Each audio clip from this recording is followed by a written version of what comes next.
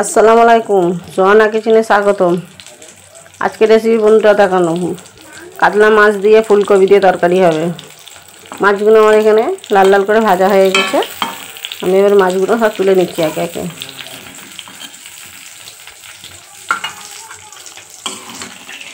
দেখছি বন্ধুরা, এই মাছ ভাজার তেলেতেই আমি ফুলকপিগুলো ভেজে নেব।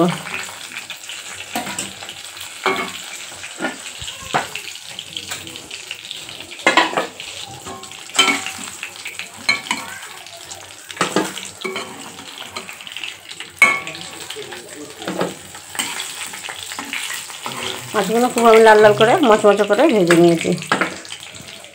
মাছ ভাজার তেলেতে বন্ধুরা আমি একে একে ফুলকপি কেটে রেখেছি, ফুলকপি কাটাগুলো ভেজে নেব।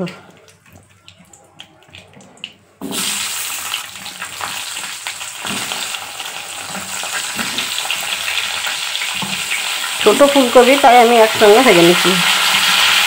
যদি বড় হতো বন্ধুরা আমি দুবারে এটাকে ভাজি, ছোটো বলে আমি এটাকে একবারে ভেজে দিচ্ছি।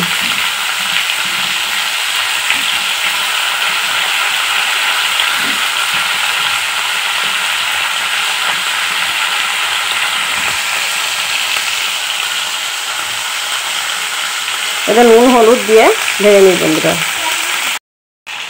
দেখো বন্ধুরা, আমি নুন হলুদ মাখিয়ে ফুলকপিগুলো ভেজে নিয়েছি। এবারে আমি তরকারির জন্য রেডি হয়ে গেল, বা ফুলকপি ভাজানো।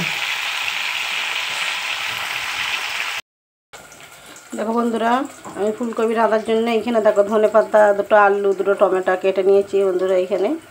আর এখানে দেখো মশলার ডিবাটা নিয়ে নিয়েছি, আদা রসুন। আর এখানে আমি গ্যাসেতে হাঁড়ি বসিয়ে তেলের মধ্যে পেঁয়াজটা দিয়ে লাল করে নিচ্ছি বন্ধুরা। দেখতে পেয়েছো, এর মধ্যে পেঁয়াজ আমার লাল হয়ে এসছে। তার মধ্যে দিয়ে দেবো সব মশলাগুলো একে একে দিয়ে দিচ্ছি বন্ধুরা। দিয়ে দিচ্ছি শুকনো লঙ্কার গুঁড়ো 2 চামচ দিয়েছি বন্ধুরা। যে যেরকম ঝাল খাও সেই অনুযায়ী পরিমাণ মতন দেবে বন্ধুরা। দিয়ে দিচ্ছি হলুদ গুঁড়ো 2 চামচ।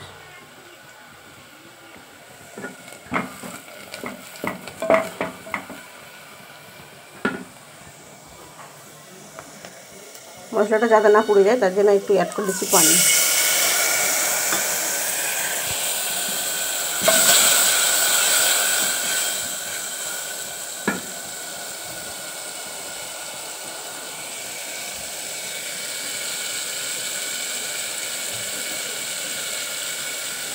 দিয়ে দিচ্ছি আদা রসুন পেস্ট।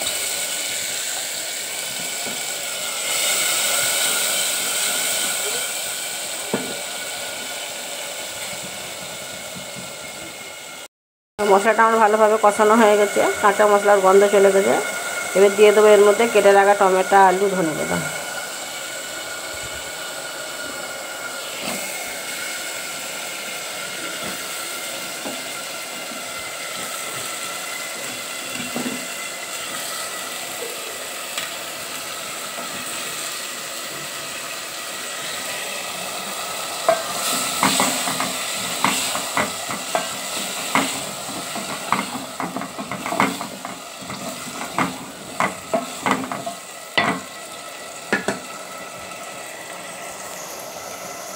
আর দিয়ে দেবো ভেজে রাখা ফুলকপিগুলো। দেখো বন্ধুরা,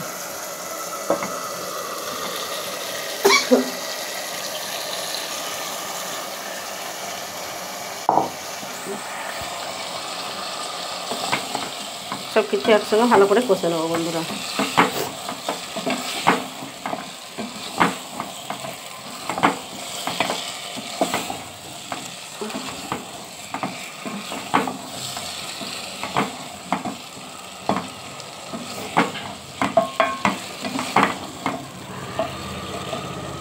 তরকারির স্বাদ কিন্তু বন্ধুরা কষানোর উপরেই আসে।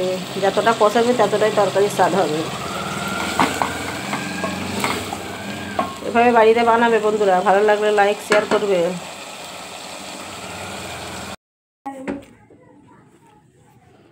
দেখো বন্ধুরা, ফুলকপি মাছ আমার রেডি হয়ে গেছে। দেখবে যে বন্ধুরা, দেখো অসাধারণ কালার এসেছে, খেতেও জাস্ট লাগবে। আল্লাহ হাফেজ।